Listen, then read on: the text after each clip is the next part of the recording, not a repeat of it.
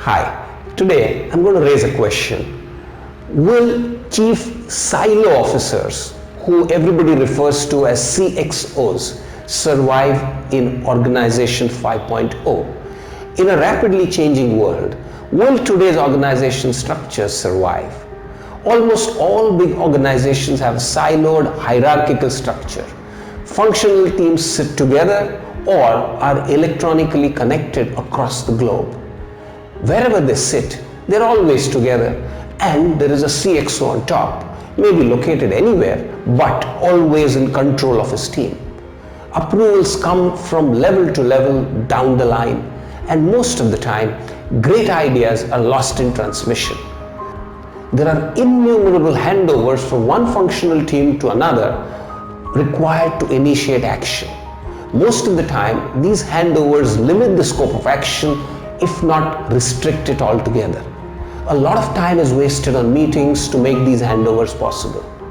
Not only is time wasted, but the momentum of passion is lost too.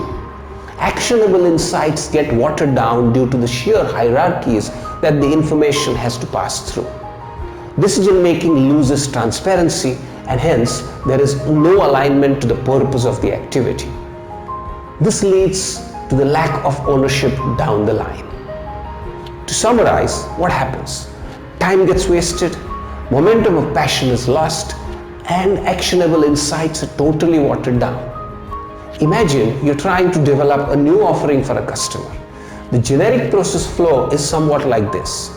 Someone from marketing or sales is in touch with the customer.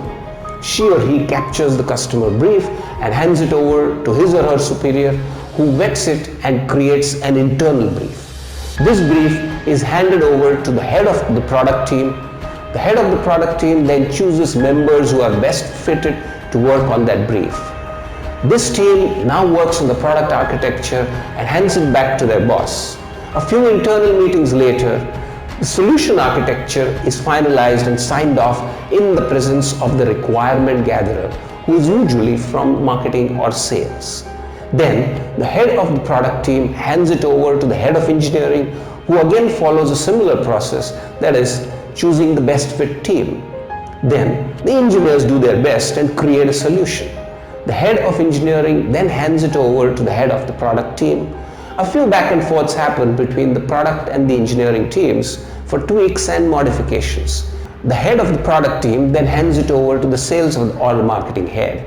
The sales or the marketing folks then share it with the customer.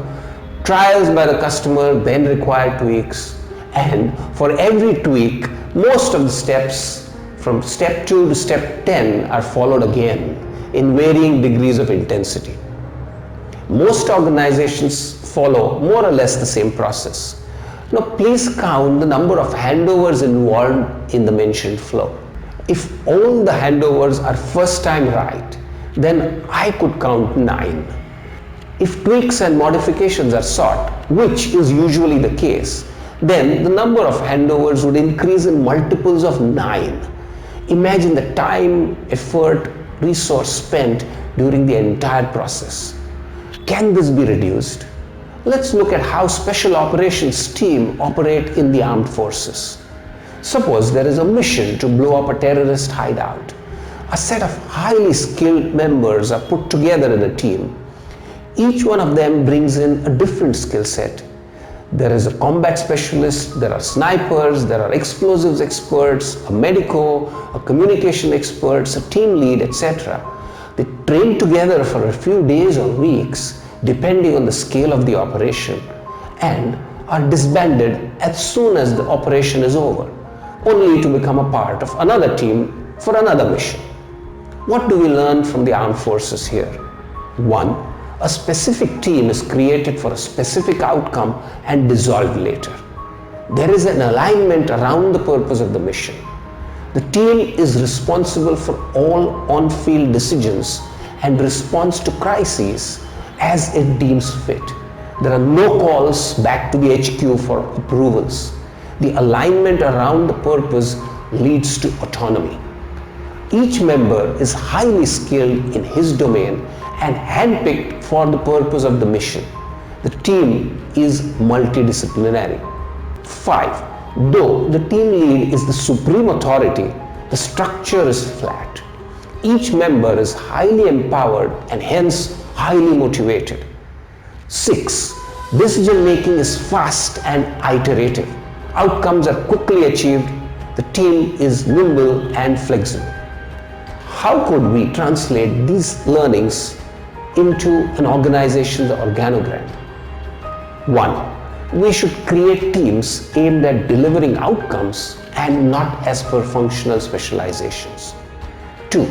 For tackling a specific customer issue, can the marketing, product, engineering, IT folks not become a team and be responsible for solving it? Such teams could either co-locate or collaborate to share information instantaneously and act immediately, cutting out conventional handovers.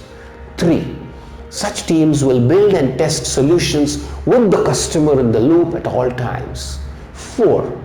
More importantly, such teams should be empowered to do the building and testing independently without waiting for conventional hierarchical approvals. 5. For this, the team members have to be highly skilled, motivated, and aligned to the outcome.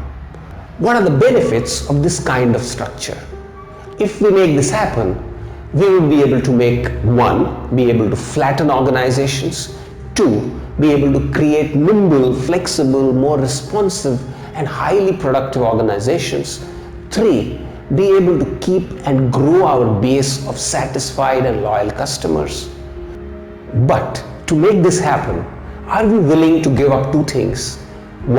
Are we willing to give up the information shields which we create around ourselves, which are often meant to create power centers? And 2. Are we willing to give up the sense of individual importance which comes along with the authority to sign off?